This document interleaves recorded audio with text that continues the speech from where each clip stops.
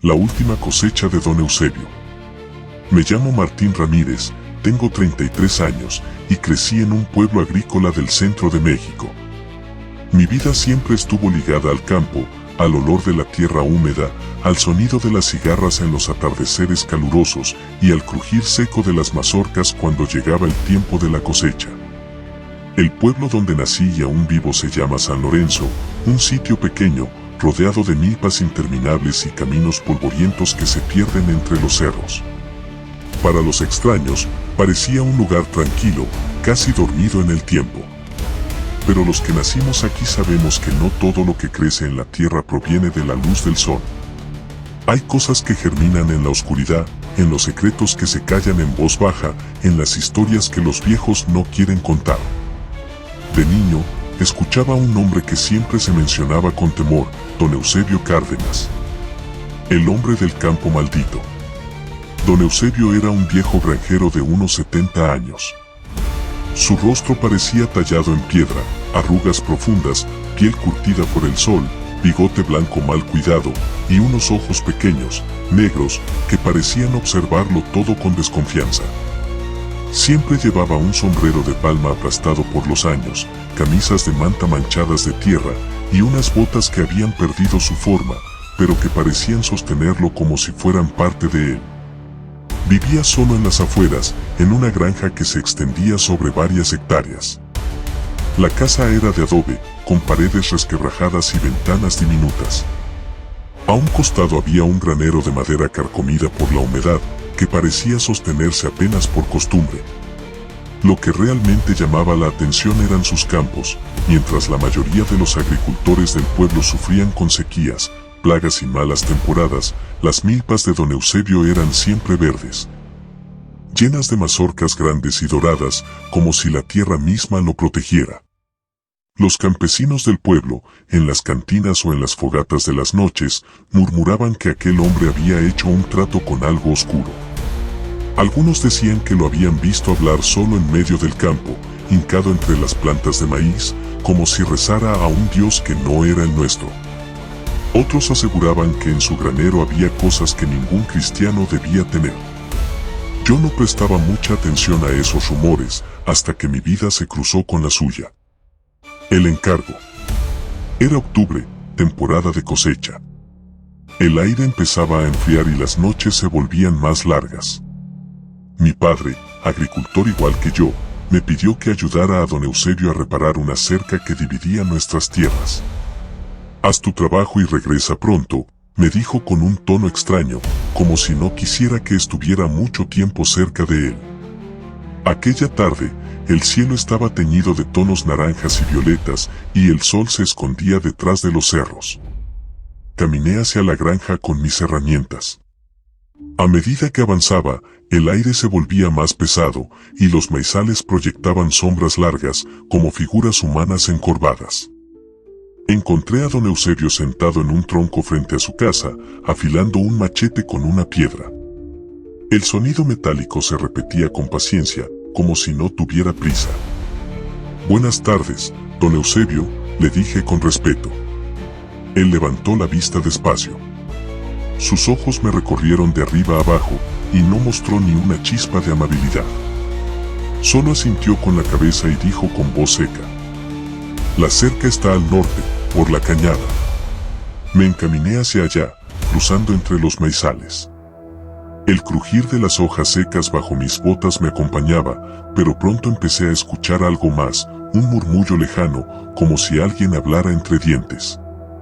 Me detuve, miré alrededor, y juraría que vi una sombra moverse entre los tallos. Al llegar a la cerca, me encontré con que estaba rota, como si algo la hubiera atravesado con violencia. La madera estaba astillada, no era el daño típico de ganado escapando. Mientras clavaba un nuevo poste, un sonido me heló la sangre, un lamento largo, casi humano, que se deslizaba con el viento. ¿Hay alguien ahí?, pregunté con voz temblorosa. Nadie respondió, pero los maizales se agitaron de una forma antinatural, como si algo se arrastrara bajo ellos. El granero prohibido. Terminé mi trabajo y regresé hacia la casa. No vi a don Eusebio afuera, así que me acerqué al granero. La puerta estaba entreabierta. El olor que salió de ahí era fuerte, humedad, hierro oxidado y algo más, algo parecido a carne podrida. Empujé la puerta despacio. Dentro, la penumbra apenas dejaba ver. Había herramientas viejas colgadas, costales de grano apilados, pero lo que me paralizó fue un altar improvisado en un rincón. Había veladoras rojas encendidas, frascos con líquidos oscuros, y en el centro, una figura tallada en madera, un espantapájaros grotesco, con un rostro quemado y sonrisas pintadas en lo que parecía sangre seca. A sus pies se amontonaban huesos pequeños, plumas y patas de cabra. El corazón me golpeaba el pecho. Retrocedí de inmediato, pero una voz áspera me congeló. ¿Qué viste, muchacho? Me giré. Don Eusebio estaba parado detrás de mí, con el machete en la mano. Sus ojos brillaban con un fuego extraño. Nada, señor, balbuceé. Solo buscaba un martillo. Él sonrió. Una sonrisa torcida, enferma. Aquí no hay martillos para ti, respondió, y cerró la puerta de golpe. Salí casi corriendo. Esa noche no dormí. Cada vez que cerraba los ojos, veía el espantapájaros, el altar, los huesos. Y escuchaba aquel lamento perdido entre los maizales. Los rumores del pueblo. Los días siguientes, las habladurías crecieron. En la cantina, don Tomás me contó que en la granja de Eusebio habían desaparecido jornaleros. Hombres que iban a trabajar con él y nunca regresaban. Algunos vecinos aseguraban que en las madrugadas escuchaban gritos en dirección a su campo. Doña Ramona, una anciana del pueblo, me dijo algo que se me quedó grabado. Ese hombre no siempre fue así. Hace muchos años tenía esposa, una mujer buena llamada Clara. Cuando ella murió de repente, Eusebio cambió. Dicen que fue con un curandero de otro pueblo, uno que practicaba cosas prohibidas. Desde entonces, su cosecha nunca falla, pero su alma se pudrió. Mis padres me prohibieron volver a acercarme a esa tierra. Pero dentro de mí crecía algo peor que el miedo, una necesidad enfermiza de saber la verdad. La noche dentro de la casa. Unos días después, me armé de valor. Decidí regresar a la granja, pero esta vez de noche. La luna estaba llena y bañaba el campo con una luz blanquecina. Caminé despacio por la vereda, con los nervios en carne viva. Me escondí detrás de unos arbustos frente a la casa.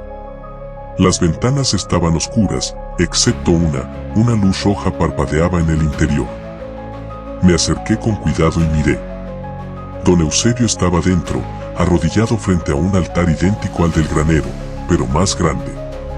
Había velas negras, cuencos con líquidos que hervían solos, y colgando del techo, varias figuras hechas con ramas y pedazos de ropa. Lo más perturbador fue ver que en la mesa había fotografías, retratos de los jornaleros desaparecidos, y entre ellos, vi la cara de mi propio padre. Un escalofrío me recorrió. De pronto, Eusebio levantó la vista y sus ojos negros se clavaron en mí, como si supiera que estaba espiando. Me escondí de golpe, con el corazón desbocado. No escuché pasos, pero tuve la sensación de que algo, no él, sino otra cosa, se movía dentro de la casa. Un ruido seco, como huesos golpeando entre sí, resonó en la oscuridad. El ritual de la cosecha. El viernes siguiente, cerca del Día de Muertos, decidí seguirlo.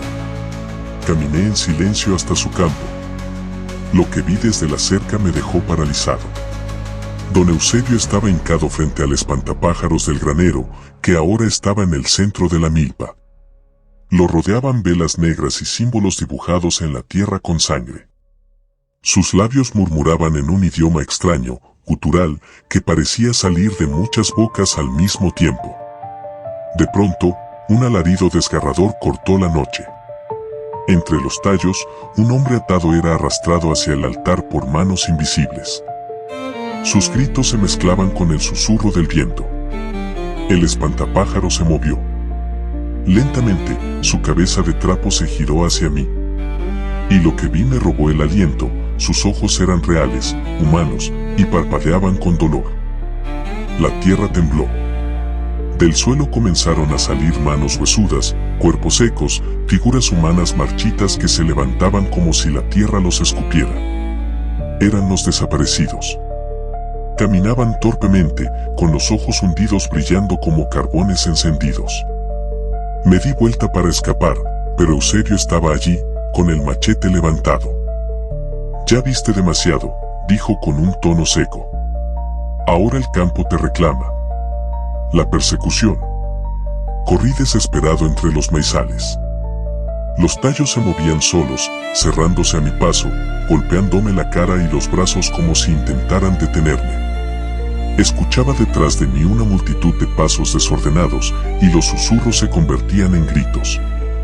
Tropecé y caí. Cuando levanté la vista, vi frente a mí varias figuras secas, con piel pegada a los huesos, que me observaban con hambre. Uno de ellos extendió una mano huesuda para tocarme, y el frío de la muerte me recorrió.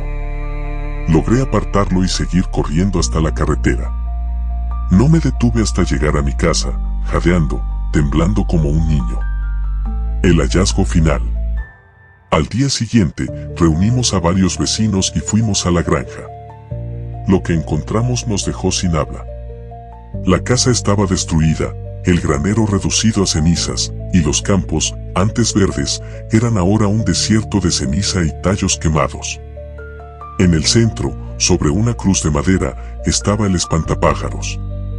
Pero ya no era de trapo ni de madera. Era un cuerpo humano, desollado, colgado con los brazos abiertos. El rostro estaba irreconocible, pero algunos juraron que era don Eusebio.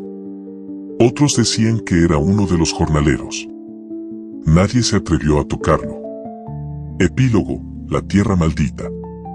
Con el tiempo, nadie volvió a sembrar en esas tierras. Nada crece ahí.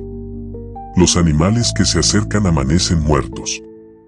Y los pocos que han pasado de noche aseguran ver figuras caminando entre los maizales secos o escuchar gritos que se mezclan con el viento. Yo lo vi todo. Yo sé que don Eusebio hizo un pacto con algo que no pertenece a este mundo y que al final pagó con su alma.